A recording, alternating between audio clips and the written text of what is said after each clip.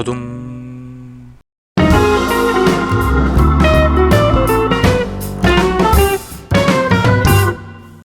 안녕하세요 구독자 여러분, 도둠영어 도둠놈입니다. 지난 시간에는 독해편 첫 시간 주제 일부로 주제 유형의 풀이법을 알아보았습니다. 가장 강조했던 것, 모든 주제는 A는 B다, A는 B다, 다시 한번 A는 B다 였습니다. A는 글의 소재, B는 소재의 특징 또는 의무였죠. 모든 지문의 주제는 결국 소재의 특징이거나 소재와 관련된 의무였습니다. 보기가 한글인 경우 한두 문장의 주제문만 잘 찾으면 그 주제문이 그대로 번역되어 있는 보기가 5개의 보기 중에 반드시 있습니다. 이번 시간에는 주제문항의 보기가 영어인 경우 주의할 포인트를 정리할 예정입니다. 보기가 영어인 경우도 주제문을 찾는 방법은 동일합니다. 도입부, 접속사, 인용, 조건과 서리법 비교급 당위성 위주로 한두 문장 밑줄만 잘 치면 됩니다. 다만 보기 선택 과정에서 추가로 주의할 점이 2가지 있습니다. 21학년도 기출문제를 통해 그 2가지 포인트를 알아보겠습니다. 21번 문항부터 보겠습니다. 밑줄에 함축 의미를 묻는 유형 역시 밑줄이 없다고 생각하고 그냥 주제라고 생각하고 푸시면 됩니다. 주제문을 찾아 주제와 가장 가까운 보기를 고르면 되겠죠. 아프리카 속담이 있다. 사자가 그들의 역사가를 가질 때까지 사냥 이야기들은 항상 미워한다. 사냥꾼을. 속담에 대한 설명이 이어지고 환경 언론인들은 역할을 해야 한다.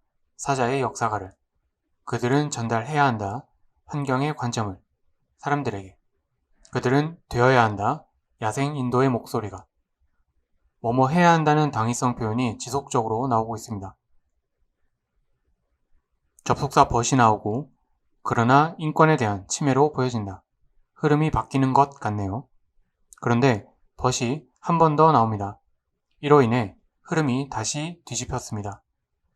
인간 권리는 잘못되었다. 우리가 바꿀 시간이다. 우리의 생각을. 그래서 차이가 없도록 인간의 권리와 환경의 권리 사이에서. 흐름이 2번 뒤집혔으니 2번째 but에 더 주목해야 합니다. 소재 A는 인간 권리, B는 의무에 해당하고 변화가 필요하다 정도로 주제를 정리하겠습니다. 주제문은 우선 2번째 but에서 인권의 한계 그리고 인권과 환경의 관계에 대해 이야기하는 부분이 중요했고 앞서 위에서 반복되었던 당위성 have to도 환경의 입장을 강조했죠. 보기 살펴보겠습니다.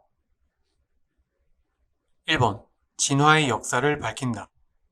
밑줄에 역사가라는 단어로 유도한 함정입니다.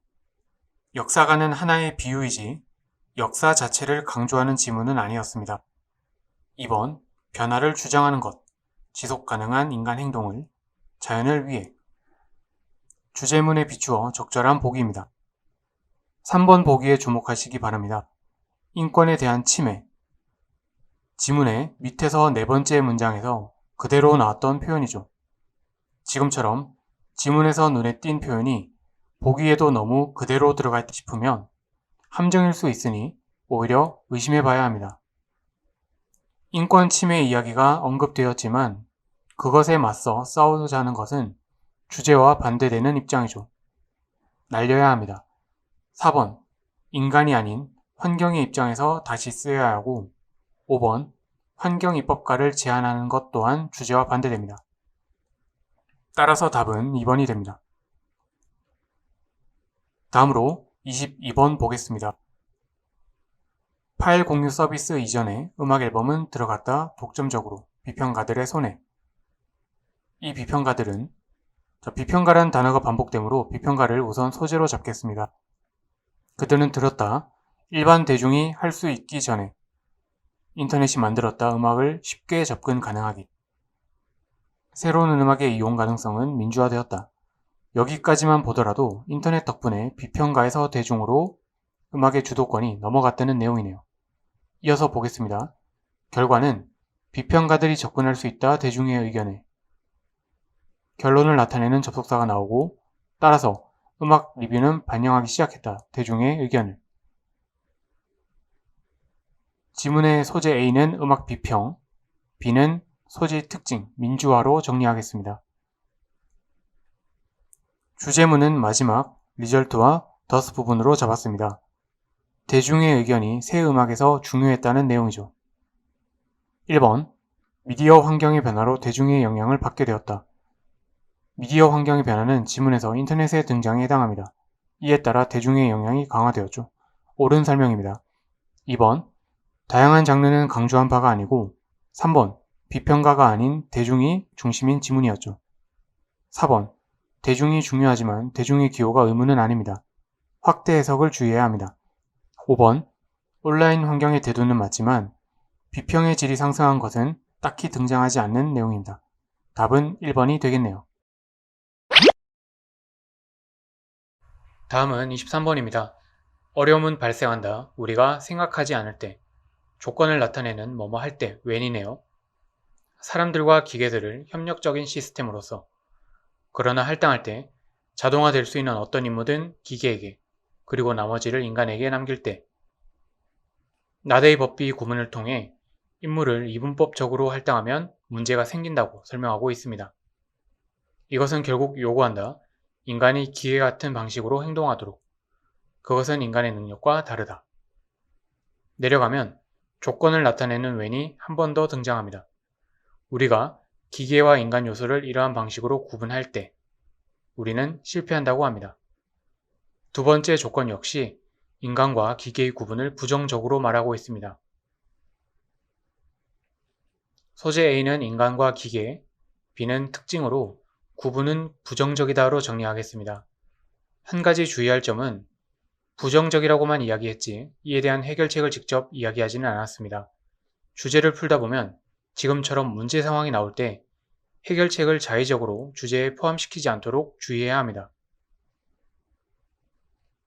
주제문은 우선 도입부에서 조건을 나타내는 when이 등장하여 구분을 부정적으로 언급했고 when은 후반부에서 한 번 더 등장하여 이 역시 구분을 부정적으로 이야기하였습니다.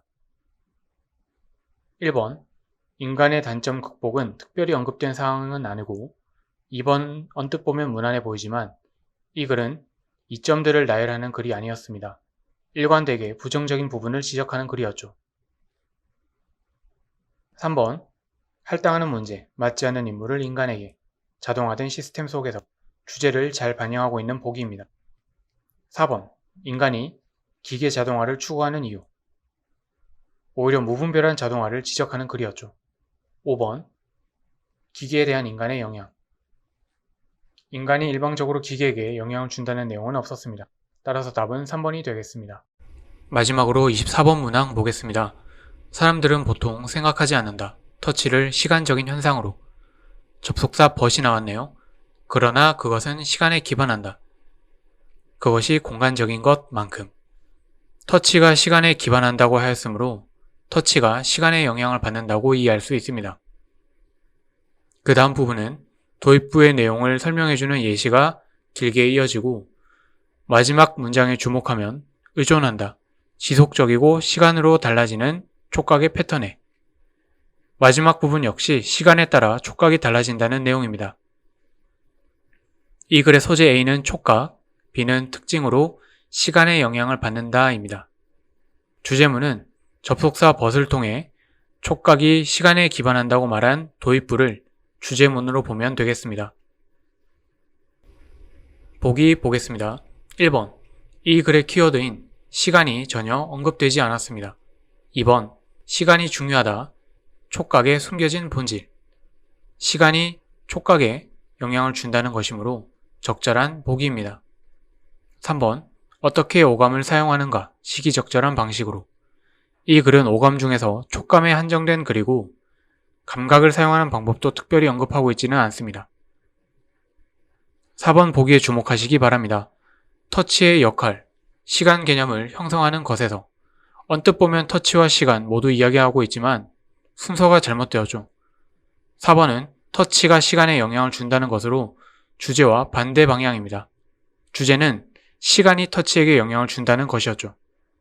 이는 보기가 영어일 때 정말 중요한 점으로 중요 단어 간의 인과관계 또는 선후관계를 바꾸어 놓은 보기를 주의해야 합니다.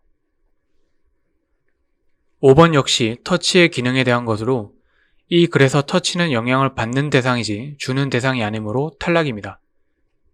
따라서 답은 2번이 되겠습니다.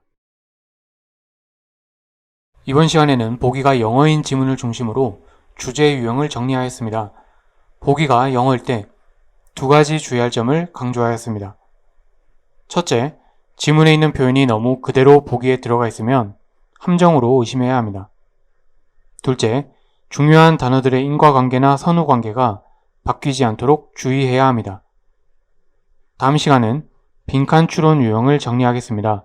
주제 유형을 학습하면서 강조했던 점만 잘 복습해 주신다면 빈칸 추론은 정말 쉽게 해결할 수 있습니다. 감사합니다. 구독과 좋아요 많이 부탁드립니다.